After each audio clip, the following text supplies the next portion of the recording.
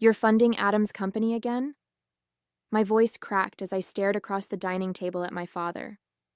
Dad, his last 2 ventures burned through tens of thousands of your money. I'm pitching you an actual plan, something viable, and you won't even consider it? My father, Omar Hassan, didn't even blink. He folded his napkin neatly, leaning back in his chair as if I hadn't just poured weeks of effort into the proposal sitting in front of him. Layla, I admire your enthusiasm, but business is a man's responsibility. Adam needs this to establish himself. You have a stable job. You should focus on that. The words stung more than I wanted to admit. My brother Adam was staring at his phone, barely paying attention. He didn't even move at my father's dismissive tone. Why would he? He'd heard it before, always directed at me. My name is Layla Hassan, and I'm 30 years old. For as long as I can remember, I've wanted to start my own business. I've always been the ambitious one, the planner, the one who researched ideas late into the night and woke up with new ones buzzing in my head. It wasn't just a dream, it was my calling. Growing up, I'd watched my father build his own business from scratch, a logistics company that became the backbone of our family's stability. I admired his work ethic and his tenacity, but most of all, I admired the way he made something out of nothing. I wanted to follow in his footsteps, but it was clear early on that he didn't see me as a successor. For him, Adam was the heir apparent. Despite my older brother's lack of drive, my father saw him as the natural choice. Adam had tried and failed at several ventures by now, an e-commerce site, a failed app, and a short-lived marketing agency. Each time my father had written the checks and made excuses for his failures. Adam just needs to find his footing, he'd say. It's all part of the process. But when it came to me, there were no excuses, no second chances. My entrepreneurial aspirations were brushed aside as impractical or unimportant. You're better off staying in your job, he'd tell me. It's secure, and you're good at it. He wasn't wrong. I was good at my job. I'd worked my way up to a mid-level role in finance, managing complex budgets and analyzing market trends. But it wasn't enough. I wanted something of my own, something I could build and nurture. And now, staring at my father's calm, unyielding face, I realized he'd never see that in me. Dad, this is a mistake, I said, trying to keep my voice steady. You're giving Adam another shot at something he's not ready for. Meanwhile, I've spent months developing this plan. It's low risk and scalable. You could have returns within the first year. My father shook his head. Layla, it's not about risk. It's about opportunity. Adam needs this. And I don't? I snapped, the frustration boiling over. Why does he deserve a chance, but I don't? Is it because I'm not good enough or because I'm not... Enough, my father interrupted, his tone sharp. This discussion is over. I stood there for a moment, my chest tight and my hands trembling. Then I pushed back my chair and left the table without another word.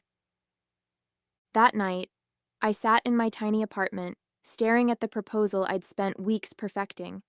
It wasn't just a plan, it was a piece of me. I'd envisioned a boutique consultancy that offered financial planning and strategy for small businesses, combining my passion for numbers with my desire to help others succeed.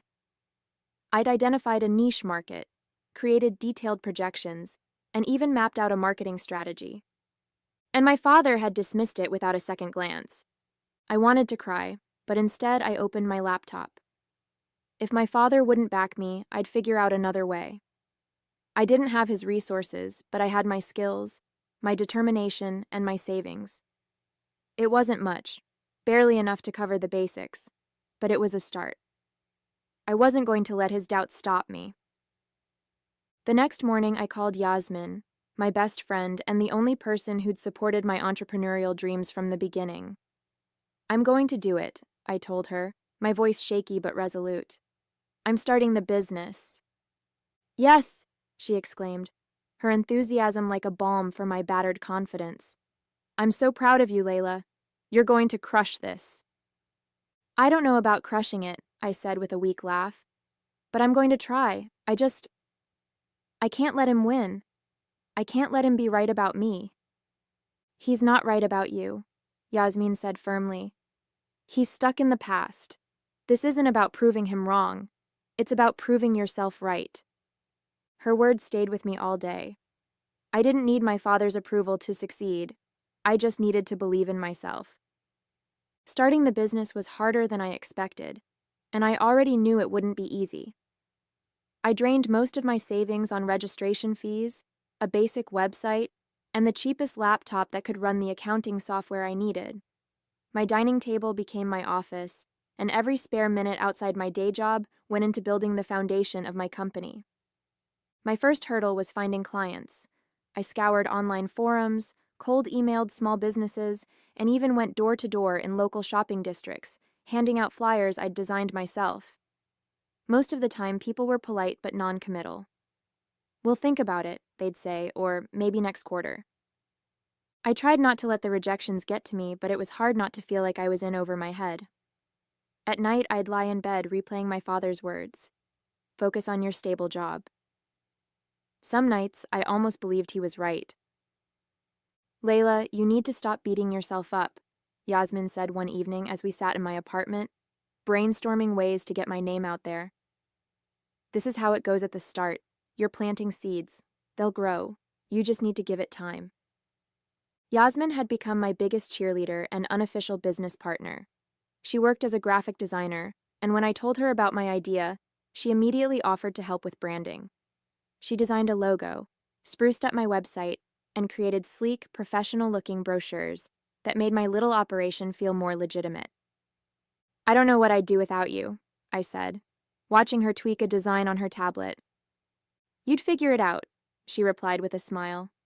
"But lucky for you, you don't have to." With her help, I revamped my marketing approach. Instead of casting a wide net, I focused on businesses in my community, boutiques, cafes, and other small operations that were struggling to stay afloat. I offered free consultations to get my foot in the door, and though it meant more work with no immediate payoff, it started to pay dividends. One client led to another, and soon I had a small but steady stream of business. Meanwhile, my family's skepticism hung over me like a dark cloud. My father hadn't said much since I'd walked out of that dinner, but his silence was its own kind of judgment. My mother called occasionally to check in, though it was clear she was fishing for updates. "How's your little project going?" she'd ask, her tone kind but patronizing. "It's not a project, Mama," I'd say, forcing a smile. "It's a business. And it's going well." "Good, good," she'd reply quickly, as if eager to move on. "You know, your father is very busy with Adam's company right now. Maybe you should ask Adam for advice." The mention of Adam made my stomach turn. His startup, buoyed by my father's funding, was floundering. I knew because I still had connections in the industry, and word had gotten around that Adam was struggling to keep his investors happy. Yet my father continued to throw money at him, insisting he just needed more time. One afternoon, I ran into Adam at a coffee shop near my apartment. He was sitting at a table, typing furiously on his laptop, his face a mask of frustration. "Hey," I said, approaching cautiously. "How's it going?" He looked up, startled. "Layla, what are you doing here?" "I live around the corner," I said, gesturing toward the window. "How's the company?" He hesitated, his eyes darting back to his screen. "It's fine. Just a lot of moving parts, you know?" "Right," I said, not pressing further. But as I walked away, I couldn't shake the feeling that Adam was in way over his head. I almost felt sorry for him. Almost. Back at home, I threw myself into refining my strategy. I started tracking every detail of my business, analyzing what worked and what didn't. I tightened my budget, streamlined my processes, and set ambitious but achievable goals. Every small victory felt monumental. The first client to recommend me to someone else. The first month I made enough profit to cover my rent. Each step forward proved to me that I was capable, even if my father couldn't see it. One evening, Yasmin and I celebrated my first big milestone, landing a contract with a local chain of bakeries to manage their finances and payroll. "This is it, Layla," she said. clinking her soda can against mine. "This is your breakthrough." "It's a start," I said with a smile, though my heart swelled with pride. For the first time, I felt like I was gaining real momentum. Despite the progress, setbacks still came. A potential client ghosted me after weeks of negotiations. Another dropped my services after deciding to hire an in-house team. Each time, I felt the sting of rejection, but I refused to let it derail me. Instead, I leaned on Yasmin and reminded myself why I'd started this journey in the first place. "I'm not doing this to prove my father wrong," I said during one of our late-night planning sessions. "At least, not entirely. I'm doing this because I believe in it. I believe in me. And that," Yasmin said, pointing at me with her pen, "is why you're going to make it." The turning point came 6 months after I launched my business. The bakery chain I'd landed as a client started recommending me to their suppliers, and suddenly, my inbox was flooded with inquiries. Within weeks, I was managing financial planning and payroll for 5 small businesses, and I'd hired Yasmin part-time to help with branding and communications. The growth was exhilarating. For the first time, I could afford to move my office from my dining table to a co-working space downtown. It wasn't fancy, but it felt like a milestone, a tangible sign of how far I'd come. Every time I walked into that space, with its floor-to-ceiling windows and buzz of creativity, I felt proud. I built this, I'd remind myself. I made this happen. Meanwhile, the cracks in Adam's startup were becoming impossible to ignore. Rumors swirled about missed deadlines, unhappy investors, and internal chaos. My mother's calls became more frequent, her concern for Adam seeping into every conversation. "He's under so much pressure," she'd say, her voice heavy with worry. "Your father's doing everything he can to help him, but I don't know if it'll be enough." The collapse came fast. One morning, while I was meeting with a new client, my phone buzzed with a series of messages from a friend in the industry. "Have you heard? Adam's company is shutting down. Investors pulled out. Total mess. Your dad must be furious." By the time I got home that evening, the news had reached my parents. My mother called me, her voice a mixture of panic and resignation. "Layla, can you come over for dinner tonight? Your father wants to talk to you." I hesitated. Part of me wanted to decline, to avoid the inevitable drama, but a bigger part of me wanted to face them, to show my father that while Adam's venture had failed, I was thriving. When I arrived, the tension in the house was palpable. My father sat at the head of the table, his face lined with stress. My mother hovered nearby, setting plates on the table even though no one looked interested in eating. Adam was slouched in a chair, staring at his phone. "Layla," my father said as I took my seat, "we need to talk." I braced myself, expecting a lecture about family loyalty or an appeal to help Adam pick up the pieces.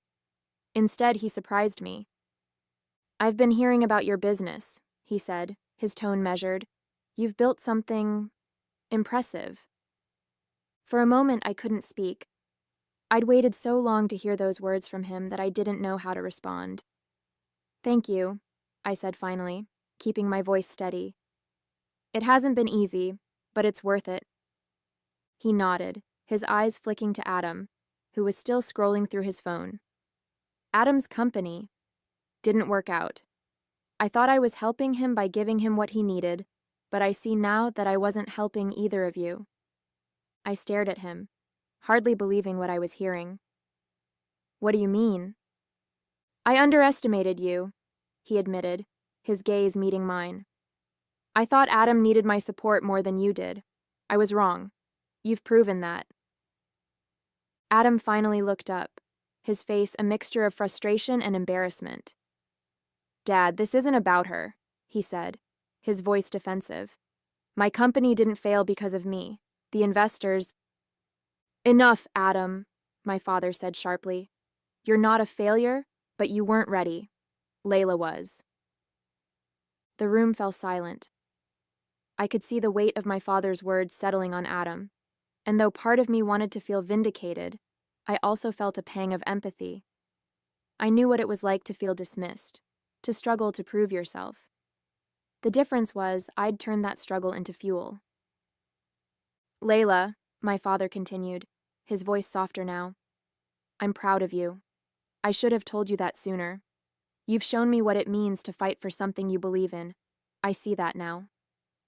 For years, I'd imagined this moment, my father finally acknowledging my worth, apologizing for overlooking me. I thought it would feel triumphant, like winning a long and brutal battle. But in that moment, I didn't feel like I'd won anything. I felt something deeper.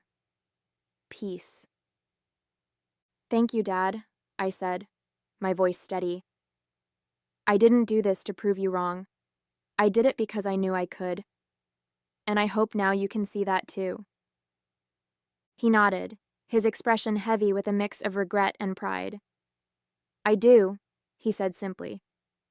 That evening, as I left my parents' house, I felt a sense of closure I hadn't expected.